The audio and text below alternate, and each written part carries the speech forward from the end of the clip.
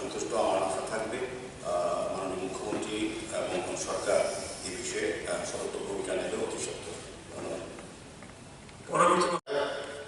শ্রী দীপক মজুমদারের প্রশ্ন 1, আগরতলা কর্পোরেটর সহ রাজ্যের বিভিন্ন মিউনিসিপ্যালিটি কাউন্সিলরদের বেতন ভাতা প্রদানের কোনো পরিকল্পনা রাজ্য সরকার আছে কিনা? উত্তর হচ্ছে, আগরতলা কর্পোরেশনের কর্পোরেটর সহ রাজ্যের বিভিন্ন মিউনিসিপ্যালিটি কাউন্সিলরদের সাম্মানিক ভাতা বৃদ্ধি বা প্রদানের বিষয়ে সরকার পরিকল্পনা করছে। 2 নম্বর হচ্ছে, থাকলে কবে নাগাদ বাস্তবায়িত হবে বলে আশা করা যায়?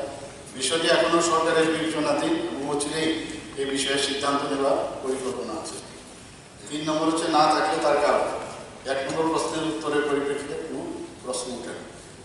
4 নম্বর হচ্ছে, মিউনিসিপ্যালিটির চেয়ারম্যান ও ভাইস চেয়ারম্যানদের সাম্মানিক ভাতা বৃদ্ধি নিয়ে সরকারের কোনো পরিকল্পনা আছে কিনা? তো মিউনিসিপ্যালিটির চেয়ারম্যান ও ভাইস চেয়ারম্যানদের সাম্মানিক ভাতা বৃদ্ধি নিয়ে সরকারের পরিকল্পনা আছে এবং 1 নম্বর প্রশ্নের উত্তর হবে সেটা।